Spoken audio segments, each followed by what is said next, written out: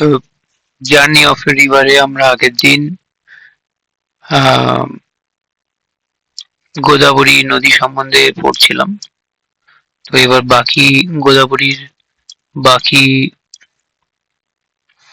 Next পরের অংশটুকু পড়বো।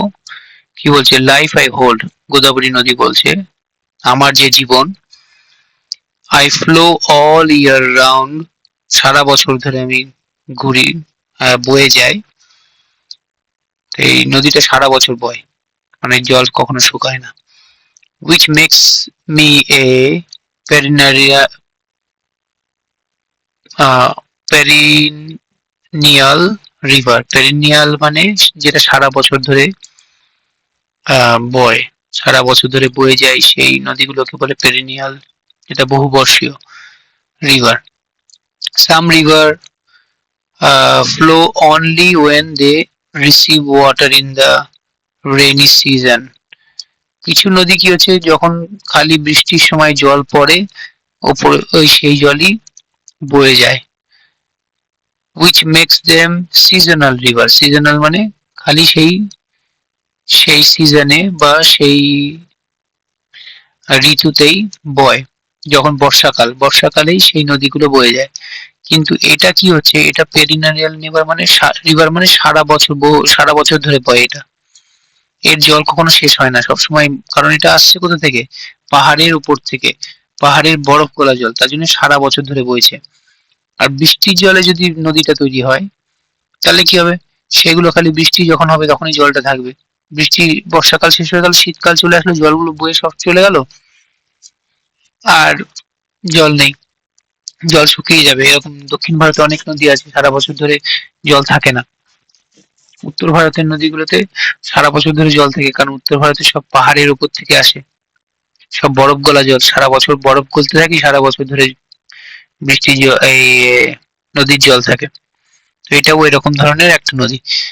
I pass through rich forest full of wildlife. pass through মানে কোনো কিছুর মাঝখান দিয়ে চলে যাওয়া, কোনো কিছুর মধ্যে দিয়ে যাওয়া। কি বলছে? রিচ ফরেস্ট, ঘন জঙ্গল, full of wild life, full of wild life, wild মানে কি? বন্য, বন্য পশু।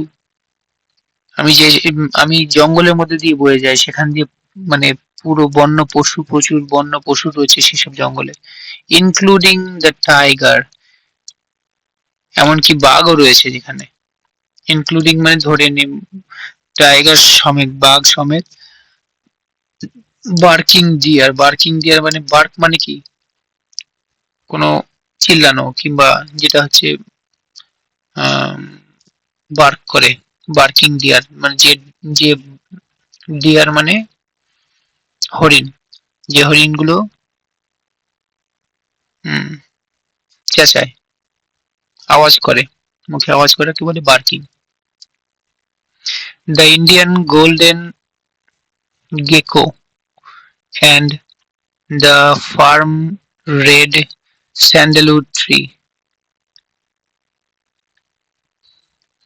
স্যান্ডালউড ট্রি মানে যেটা চন্দন গাছ, যেটা হচ্ছে আমরা চন্দন কপালে টিপ দিই, যে কাঠের থেকে আসে সেই গাছ। সেসব জঙ্গলে সেই গোল্ডেন গেকো এবং যেখানে চাষ করা হচ্ছে, যেখানে রেড স্যান্ডালউড ট্রি, যেখানে ওই চন্দনের গাছ রয়েছে।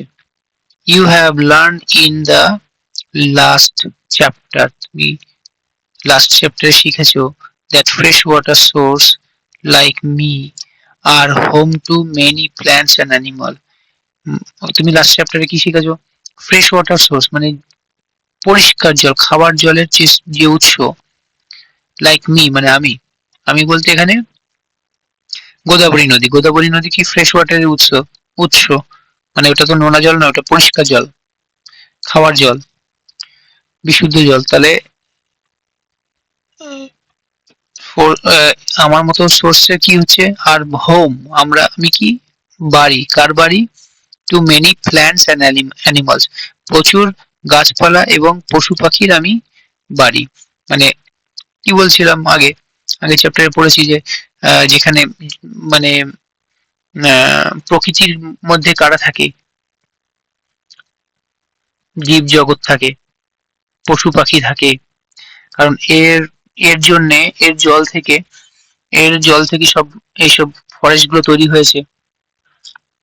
ফরেস্ট মানে এইসব জঙ্গল তৈরি হয়েছে, সেখানে জঙ্গলের মধ্যে কি হচ্ছে, পশু পাখি আছে, ওর জলের মধ্যেও অনেক আম, ওর যে নদীটা বয়ে গেছে নদীর মধ্যেও অনেক মাছ, অনেক জীব জগৎ রয়েছে। তো ওকে নির্ভর করে অনেকের বাড়ি ওর ওর ওর কোলে অনেকে থাকে, ওই নদীর কোলে অনেকে থাকে। তাহলে নদীটাকে নির্ভর করে প্রচুর জীবজগৎ বেঁচে আছে। বুঝতে পারলে? When I reach the sea, আমি যখন সমুদ্রে পৌঁছাই, নদী তো একসময় গিয়ে সমুদ্রে মিশছে, বঙ্গোপসাগরে গিয়ে মিশছে এই নদীটা, গোদাবরী নদী। I spread out into many small streams, আমি ভেঙে যাই মানে ছড়িয়ে যায়, স্প্রেড মানে ছড়িয়ে যাওয়া, স্প্রেড আউট মানে ছড়িয়ে যায়, মানে out many into spread out into many small stream, অনেকগুলো ছোট ছোট শাখা, অনেকগুলো ছোট ছোট শাখা হয়ে আমি ছড়িয়ে যাই। মানে একটা নদী ভেঙে অনেকগুলো নদী ছড়িয়ে যায়, হয়ে যায় শেষে গিয়ে, লাস্টের দিকে গিয়ে যখন নদী সমুদ্রের মেশার আগে, দ্যাট ফর্ম এ ডেল্টা, যে সেটা একটা ডেল্টা তৈরি করে। ডেল্টা মানে বদ্বীপ। বদ্বীপ হচ্ছে একটা দ্বীপ যেখানে এই যে নদী, নদী এখানে আসছিল, এসে এখানে ভেঙে গেল, আস্তে আস্তে এখান দিয়ে দেখো ভেঙে যাচ্ছে। হুম, এখান দিয়ে দেখা গেল তিন চারটে ভেঙে যাচ্ছে, অনেকগুলো শাখা হয়ে যাচ্ছে। তো কি হচ্ছে এখানে, যে এই যে দ্বীপটা তৈরি হচ্ছে এখানটায়, এটাকে বলবো আমরা বদ্বীপ। এখানে ধরো সমুদ্র যাচ্ছে, সমুদ্রের আগে এই যে দ্বীপটা তৈরি হচ্ছে এখানটায়, কারণ এখানে ভেঙে যাচ্ছে, এখানে বদ্বীপ তৈরি হচ্ছে, এটাকে বলে ডেল্টা। এখানটায় গিয়ে নদী তৈরি হচ্ছে, এখানে বদ্বীপ তৈরি হচ্ছে। তো নদীটা ভেঙে গিয়ে অনেকগুলো শাখা, একটা দুটো তিনটে চারটে, এরকম যতগুলো শাখা হবে ততগুলো এখানে সব বদ্বীপ, ডেল্টা তৈরি হয়ে যাচ্ছে। That format delta.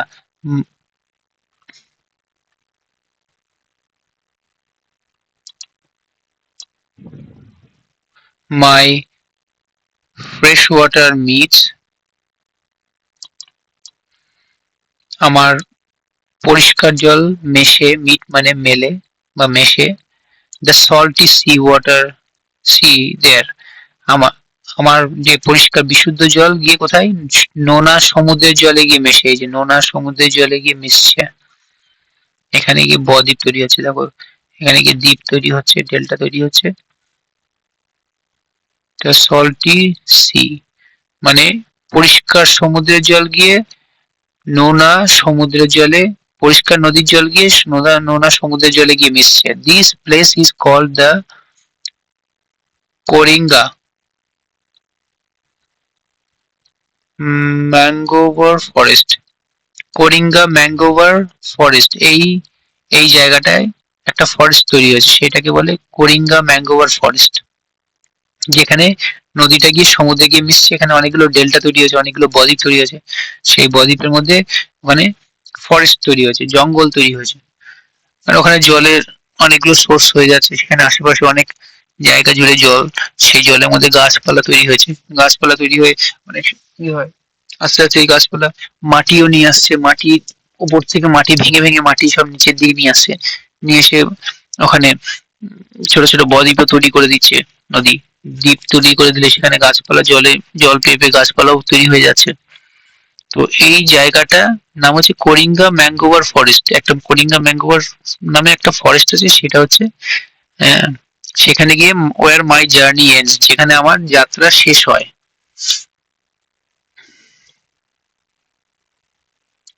তো সেখানেও অনেক পশু পাখি ওর কোলে রয়েছে। The many ways I support life, অনেক রকম ভাবে আমি জীবনকে সাপোর্ট করি। কিভাবে জীবনকে, since ancient time, ancient time মানে পৌরাণিক কাল ধরে, অনেক বছর বছর ধরে, পৌরাণিক কাল মানে যখন রামায়ণ, উম, রাম বনবাসে গিয়েছিল, এইসব জঙ্গলে বনবাসে গিয়েছিল, হ্যাঁ, সেই সময় থেকে মানে মানুষ জন্ম হয়, মরে যায়, আবার জন্ম হয় নতুন মানুষ, কিন্তু নদী একই রয়েছে। বছরের পর বছর, কালের পর কাল নদী একই বয়ে যাচ্ছে। মানুষ মানুষের তো অল্প কত বছর বাঁচে, কিন্তু নদী অনেক বছর ধরে একই জায়গা দিয়ে বয়ে যাচ্ছে। তো people have always build there Holmes, মানুষ সব অনেক তাদের বাড়ি বানিয়েছে নদীর ধারে, near near river or water bodies. বাড়ি বানিয়েছে কোথায়? নদীর ধারে কিংবা ওয়াটার বডিজ মানে জলাশয়। জলাশয় মানে জলের পাশে কেন বাড়ি বানায়? নদীর ধারে বা জলের ধারে কেন বাড়ি বানাচ্ছে? Can you guess why? তুমি কি বলতে পারো কেন? Do you know the can you guess why? কেন কেন বলতো জলের পাশে? জলের পাশে বাড়ি বানালে কি কি সুবিধা হতে পারে?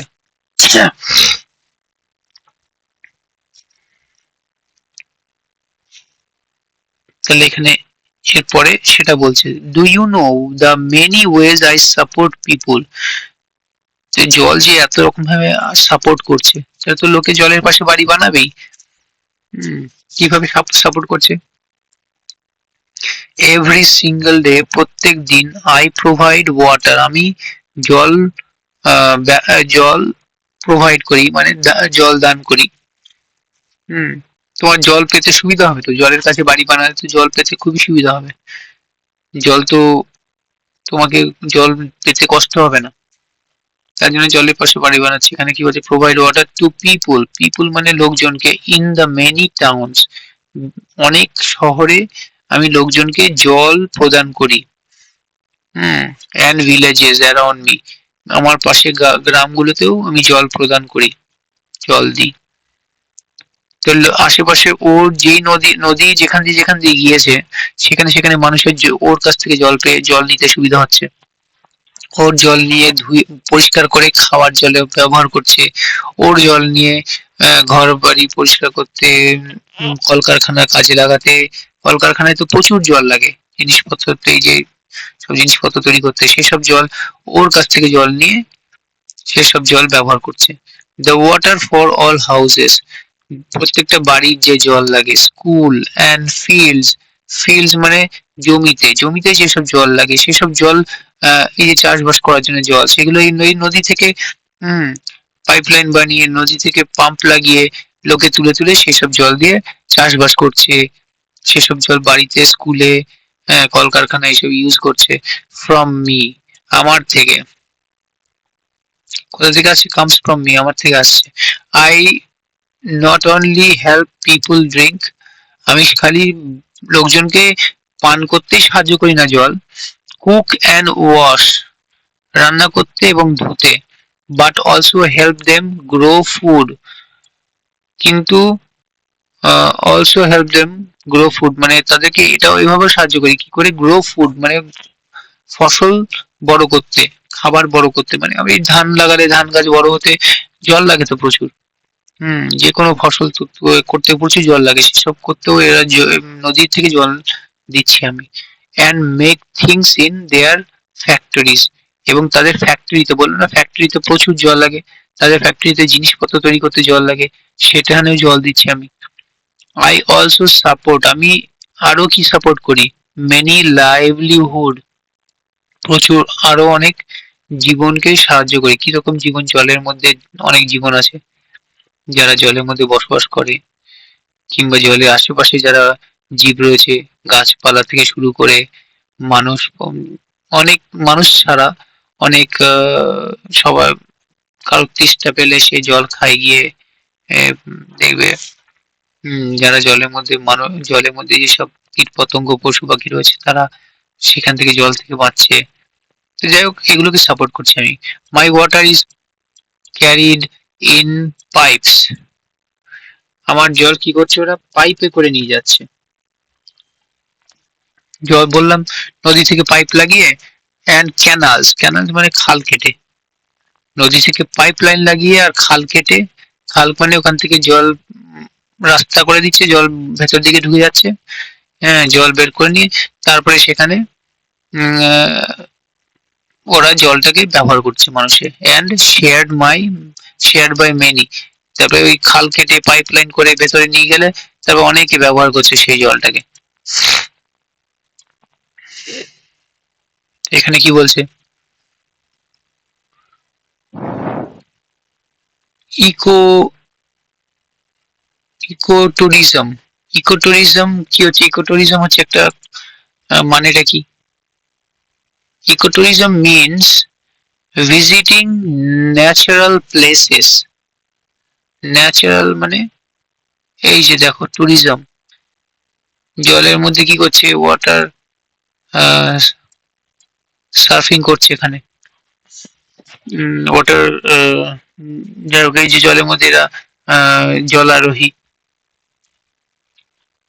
এখানে ট্যুরিজম ঘুরতে আসছে লোকে, জলের মধ্যে বোট ফোট নিয়ে, ছোট বোট নিয়ে লোকে ঘুরতে যায়। তো তো সেখানে ট্যুরিজম, এইসব লোকে পয়সা দিচ্ছে, তো এখানে এইসব কিছু লোকে এইসব বিজনেস করছে, ব্যবসা করছে, কি রকম এই জলের মধ্যে দিয়ে বোট নিয়ে যাওয়া, এগুলোকে means visiting natural places like forest, like জঙ্গল, রিভার অর মাউন্টেন্স।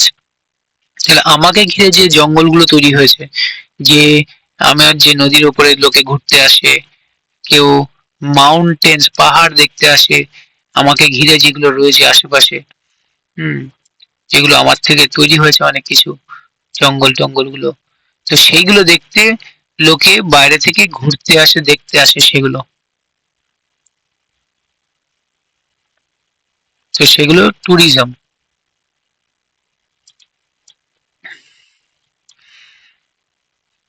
তবে এনজয় দেয়ার বিউটি, এই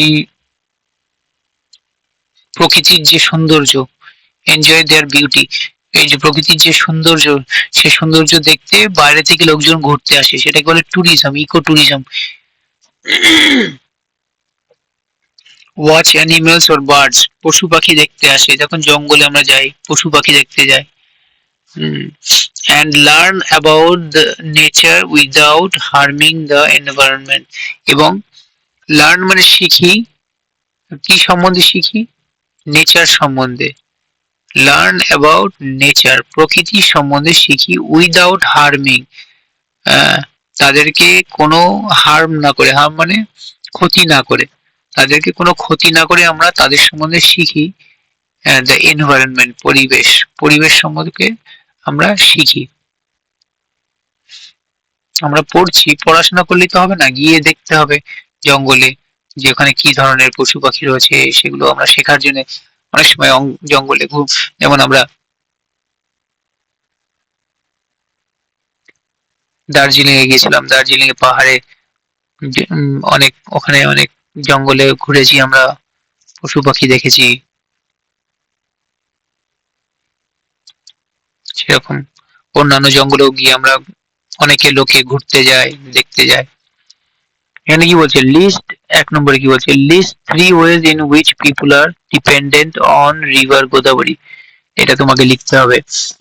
আহ, তিনটে, তিন ভাবে, কিভাবে, কোন তিন ভাবে মানুষেরা, পিপুল আর ডিপেন্ডেন্ট, ডিপেন্ডেন্ট মানে নির্ভর, গোদাবরী নদীর উপরে, তো সেগুলো লিখতে হবে। কি কিভাবে নির্ভর, অনেক কিছুই তো বললো, জল, গোদাবরীর জল কলকারখানায় ইউজ করছে, বাড়িতে ইউজ করছে, চাষবাসে ইউজ করছে, হুম, আর কিসে, আর কি, তার উপরে, এটা তো জলের উপরে হয়ে গেল। তারপরে কি ওখানে ইকো ট্যুরিজম তৈরি করছে, ট্যুরিজম তৈরি করছে মানে ওর আশেপাশে যে জঙ্গল, ওর মধ্যে যে লোকে ঘুরতে যাচ্ছে জলের উপরে, সেগুলো থেকে লোকে আহ সেখানে অনেক, অনেক লোকে কাজ করছে, সেখানে অনেক লোকে মানে সেখান থেকে অনেক লোকে তাদের সংসার চালাচ্ছে, তো সেভাবে ওই ট্যুরিজমের উপরে, ট্যুরিজম মানে যে ঘুরতে যাওয়ার যে ব্যবসাটা, সেটাকে বলে ট্যুরিজম, সেটার উপরে লোকে নির্ভর করে আছে। আর কিসের উপরে নির্ভর করে আছে, এটা, এইগুলো লিখতে হবে।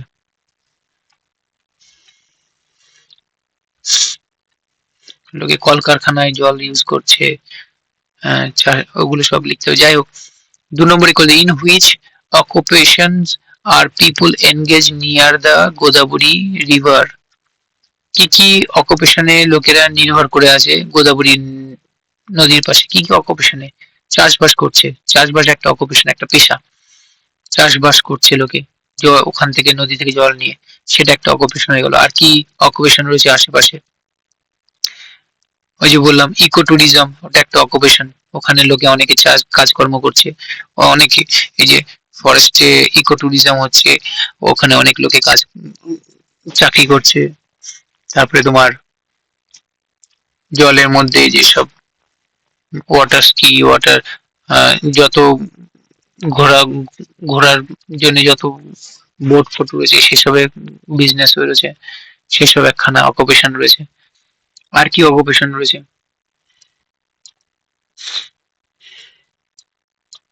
আর কি অকুপেশন এখানে তো বলেছিল, আহ কলকারখানার আশেপাশে, নদীর আশেপাশে সব কলকারখানা তৈরি হচ্ছে। হুম।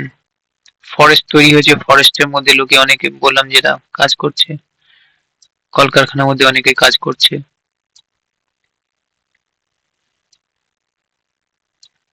3 নম্বরে কি বলছে, which crops do you see growing near the Godavari? কোন ধরনের কপস, কপস মানে গাছ, গাছ বলতে ফসল, কি ধরনের ফসল? Do you see near the Godavari, Godavari আশেপাশে কি ধরনের ফসল তোমরা দেখতে পাও? কি ধরনের হবে? চাষবাস করলে লোকে জল, ধান চাষ করবে নিশ্চয়ই। তারপরে আর কি বললো ওখানে?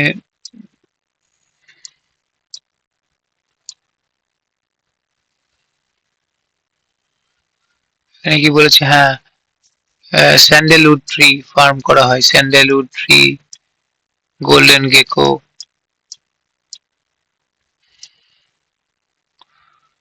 তো